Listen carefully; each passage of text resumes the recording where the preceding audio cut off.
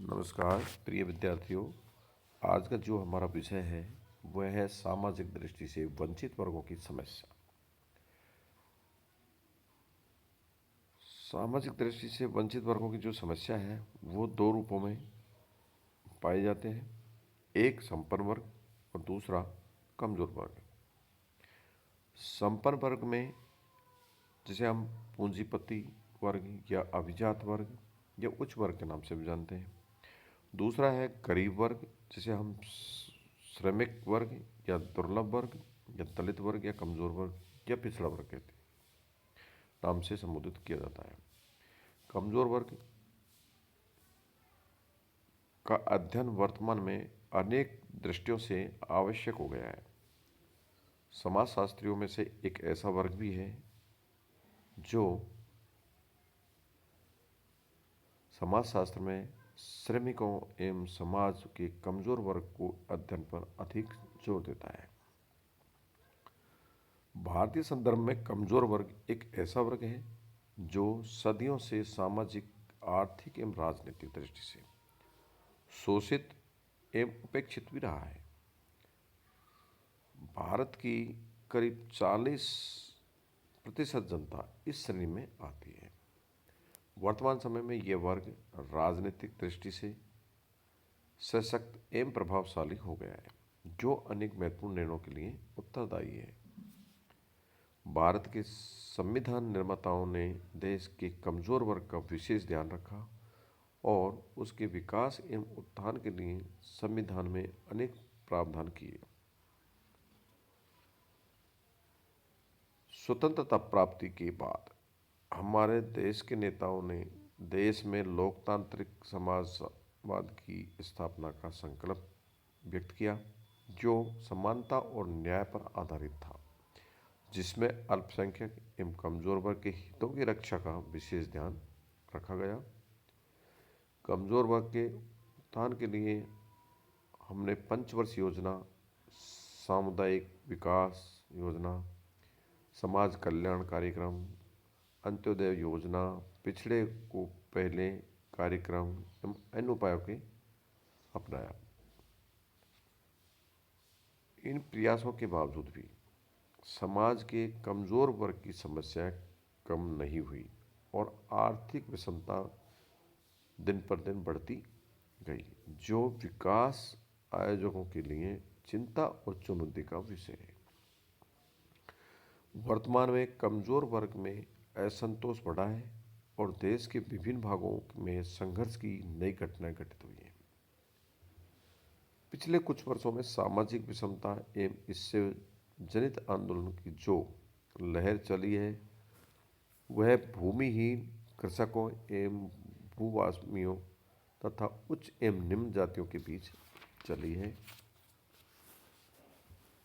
यह आंदोलन संघर्ष में समाज की आर्थिक विषमता एवं कमजोर वर्ग में बढ़ती हुई राजनीतिक महत्वाकांक्षाओं के परिणाम है। अब आगे लेते हैं कमजोर वर्ग की अवधारणा। देखो, कमजोर वर्ग की अवधारणा संवैधानिक दृष्टि से कमजोर या दुर्लभ या दलित वर्ग के अंतर्गत अनुसूचित जातियां, अनुसूचित जनजातियां तथा कुछ अन्य पिछड़े वर्ग समूह आते हैं। इसमें समाज के साधनहीन वर्ग को सम्मिलित किया गया है। भारतीय संविधान मात्र एक समानता पर जोर देता है। अतः संविधान निर्माताओं ने सोचा कि यदि समानता को एक वास्तविकता प्रदान करनी है तो समाज के इन दलित, दुर्लभ और कमजोर वर्ग को ऊंचा उठाना होगा और अन्य उच्च वर्गों एवं सवर्ण हिंदुओं की भांति ही उन्हें विकास की सुविधाएं प्रदान करनी होगी। यद्यपि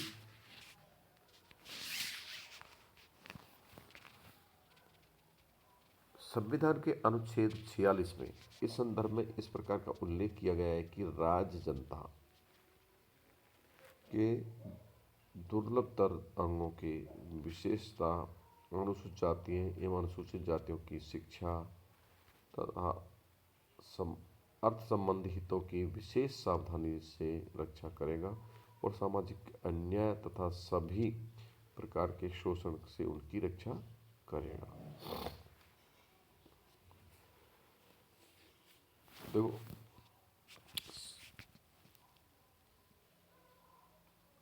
अर्थशास्त्री एवं समाजशास्त्री ने इस कमजोर वर्ग को परिभाषित करने के लिए मुख्य रूप से आर्थिक सामाजिक मापदंड निर्धारित किया है। इन विद्वानों के अनुसार कमजोर वर्ग या दुर्लभ वर्ग के अंतर्गत निम्नलिखित विशेषता वाले व्यक्तियों को सम्मिलित किया है। तो कौन कौन से वर्ग को सम्मिलित किया है? जैसे जो व्यक्ति अपने जीवन की न्यूनतम मूलभूत आवश्यकताओं को पूरा नहीं कर सके, भोजन, वस्त्र, आवास तीनों चीज़ों को और चिकित्सा की सुविधाएं जुटाने में असमर्थ हो और उनकी आय निर्धनता रेखा से भी बहुत नीचे हो। दूसरा है, जो व्यक्ति मुख्यतः दैनिक मजदूरी पर भी आश्रित हो और वे भी अनियमित तथा ऋतुओं के परिवर्तन पर आश्रित हो। तीसरा है, वे व्यक्ति जिनके उत्पादन में सक्रिय सहयोग प्रदान करने के उपरांत भी निरंतर श्रम का शोषण किया जा रहा हो और अपनी दैनिक आवश्यकताओं की पूर्ति के लिए ऋणग्रस्त हो। अगला है, जिन व्यक्ति के पास इतनी लागत पूंजी भी नहीं है कि वह कच्चे माल या अन्य उत्पादित वस्तुओं को खरीद सके। अगला है, लघु तथा सीमांत कृषक को सिंचाई आदि की सुविधाओं से वंचित हो।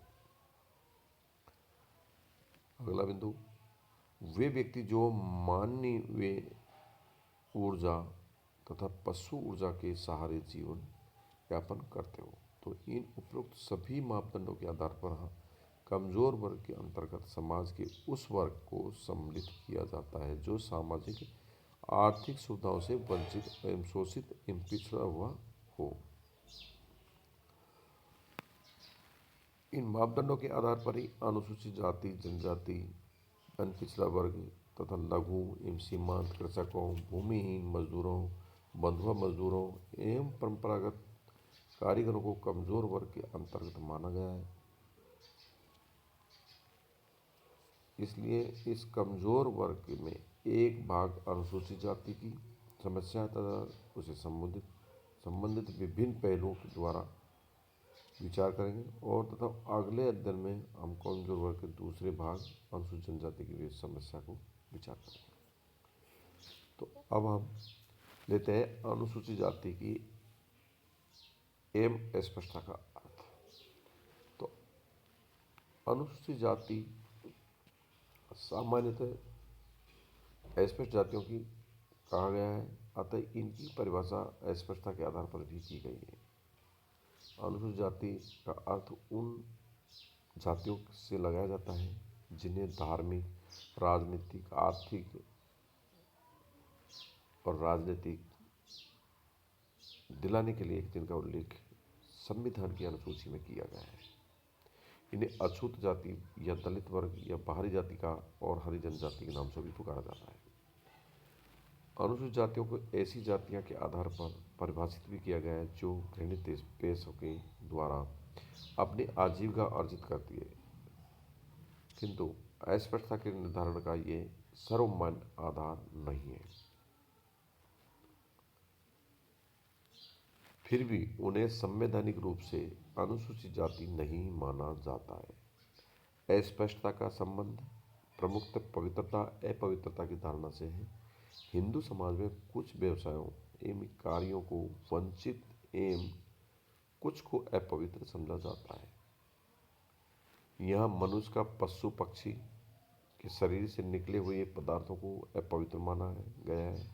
ऐसी दशा में इन पदार्थों से संबंधित व्यवसायों में लगी जातियों को अपवित्र समझा गया है, उन्हें अस्पृश्यता कहा है। और अस्पृश्यता समाज की एक ऐसी व्यवस्था है जिसके अंतर्गत अस्पष्ट समझी जाने वाली जातियों की व्यक्ति सर्वनिंदों को स्पर्श नहीं कर सकते। अस्पृश्यता का तात्पर्य है कि जो छूने योग्य नहीं है, अर्थात ऐसी धारणा है कि जिसके अनुसार एक व्यक्ति दूसरे व्यक्ति को छूने, देखने, छाया पड़ने पर अपवित्र हो जाता है। सवर्ण हिंदुओं का अपवित्र होने से बचने के लिए, अस्पष्ट लोगों को रखने के लिए अलग से व्यवस्था की गई है। उन पर अनेक